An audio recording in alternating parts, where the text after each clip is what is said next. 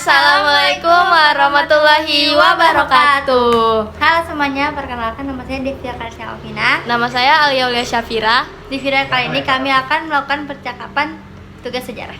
Oke. Apa selamat menonton ya guys? Pir, tapi nih ya, kalau dipikir-pikir Jepang itu beruntung tau, karena mereka bisa mengontrol perubahan yang terjadi. Walaupun restorasi Meiji itu membawa perubahan besar, setidaknya mereka sendiri yang mengambil keputusan untuk berubah. Iya sih, itu yang membedakan Jepang dengan banyak negara lain di Asia. Mereka tidak dipaksa oleh negara asing untuk berubah, tapi menyadari diri sendiri gitu loh, bahwa mereka harus beradaptasi agar bisa bertahan di dunia yang semakin maju ini. Tapi kalau dibandingkan dengan Indonesia waktu itu, kita justru kehilangan kendali atas perubahan. Kita dijajah Belanda, nggak selain Belanda doang sih, cuma ada Inggris. Ya, selama berabad-abad. Jadi modernisasi ini datang bukan dari kesadaran sendiri, tapi dari sistem yang dipaksa oleh penjajah. Ya, betul sih, betul. Belanda membawa sistem pendidikan dan infrastruktur, tapi tetap membatasi perkembangan pribumi. Jepang di sisi lain mengambil kendali penuh atas modernisasi mereka. Mereka belajar dari barat, tetapi tetap menjaga kedaulatan mereka sendiri. Tapi ya, menurutmu ada nggak sisi negatif dari modernisasi yang terlalu cepat? Kan waktu restorisasi Meiji itu banyak rakyat yang merasa kehilangan identitas. Samurai misalnya tiba-tiba kehilangan status sosialnya. Pastinya ada dampak negatifnya sih, Dep. Banyak samurai yang kesulitan beradaptasi. Ada juga kelompok yang menentang perubahan karena merasa tradisi mereka terancam gitu. Tapi kalau Jepang tidak mengambil langkah drastis, mereka bisa saja mengalami nasib yang lebih buruk. Aku jadi kepikiran, berarti kuncinya itu keseimbangan ya. Kita harus bisa menerima perubahan tanpa kehilangan jati diri sendiri. Iya, dan itulah yang bisa kita pelajari dari Jepang.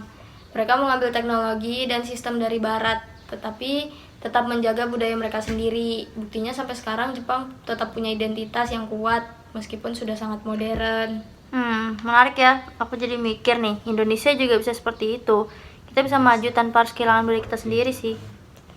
Betul, yang penting kita tahu apa yang perlu diadaptasi dan apa yang harus tetap dijaga. Jangan sampai terlalu menutup diri seperti Sakoku, tapi juga jangan kehilangan jati diri dalam modernisasi. Setuju. Aku jadi makin tertarik belajar sejarah Jepang. Bisa banyak pelajaran yang bisa kita terapkan di Indonesia juga. Betul. Gitu ya. Ya, jadi guys, itu yang bisa kita sampaikan dalam percakapan kali ini. Jadi, Sekian. wassalamualaikum warahmatullahi wabarakatuh.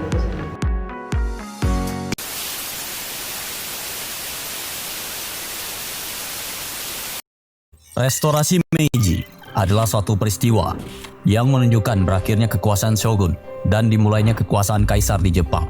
Sejak restorasi ini terjadi, Jepang yang semulanya menutup diri dari pengaruh asing berubah menjadi terbuka terhadap segala bentuk kehadiran asing.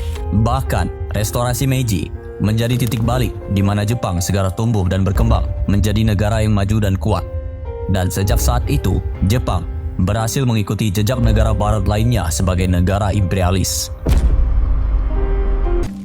Dimulai dari masa pemerintahan Kesogunan Tokugawa yang dianggap salah satu tonggak penting dalam sejarah Jepang. Pada masa ini, Jepang dikenal sebagai negara yang menutup diri. Pemerintahan Jepang pada saat itu berpusat pada keluarga kaisar dan kaum bangsawan.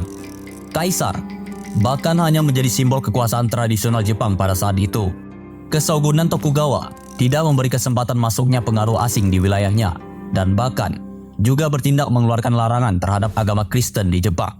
Melalui Active Seclusion tahun 1636, Kesogunan Tokugawa telah memutuskan koneksi Jepang dengan negara-negara barat, dan kebijakan isolasi ini telah bertahan selama 200 tahun lamanya.